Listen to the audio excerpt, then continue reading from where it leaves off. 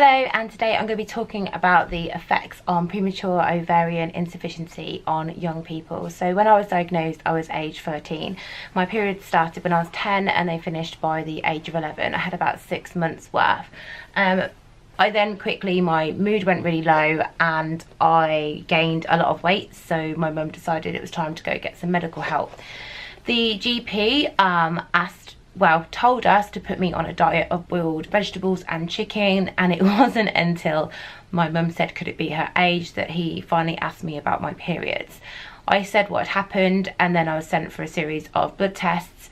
They only had children's clinics once a month in our gynecology hospital, so it took quite a while to get a diagnosis, and I was on a ward with other pregnant people. I was getting funny looks because people just assumed because of my weight and my age and where I was a pregnant teenager, so that was always quite hard to kind of take in as well. When they did tell me, it was very well. After the diagnosis, took ultrasounds, internal examinations, external examinations. I was only 13. This was pretty it was pretty tough going through those tests at that age. And when I was told, I just got told, when you want a family, you won't be able to have one, you'll need donor eggs. And then he walked out the room and left us, and that was it. We didn't get offered any help. We got handed a couple of leaflets. I got a video sent with the HRT that I was put on, but it all had grey-haired ladies on, so for a 13-year-old that was pretty upsetting. It just made me feel like that the medics didn't know what to do with me. They were shocked, so I was strange. I felt, you know, lost, confused, numb. I sort of told people about it, but in a kind of light-hearted way, that I was okay about it. It was almost a kind of bubbly personality, let's hide how I'm really feeling sort of thing, and I was like that for, you know, my teen years. It did unfortunately lead to me having an eating disorder. Counsellors said it was my way of coping with my body having some control over it, because POI had taken that control away from me, and I knew that I couldn't have children when I was a child myself. I found it really, really hard, and unfortunately there wasn't much support back then. I didn't really have many physical symptoms. I don't remember having hot flushes. I may have had them but not realised what they were.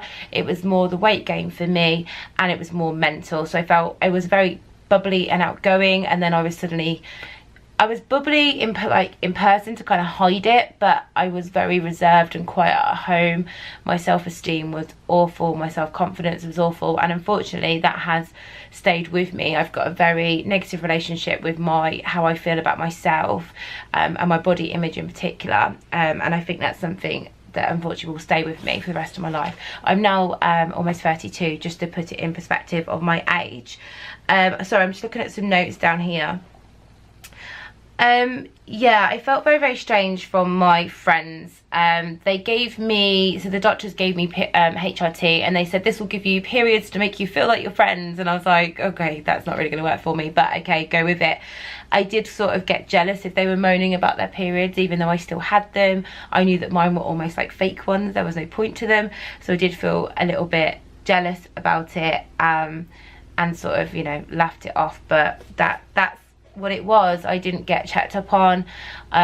The doctor, when he did diagnose me, the last time he saw me I was about 14, and he said come back in 15 years when you want children, and that was literally what I was told, and I was just sort of dismissed. I got through myself because I'd done a lot of research. I went on forums and fertility forums and read loads of things I could find. This was all as a teenager. I found out about egg donation, the costs, HRT, why you should take it, why you shouldn't take it, and that's how I found the Daisy Network, which had some amazing fact sheets back then.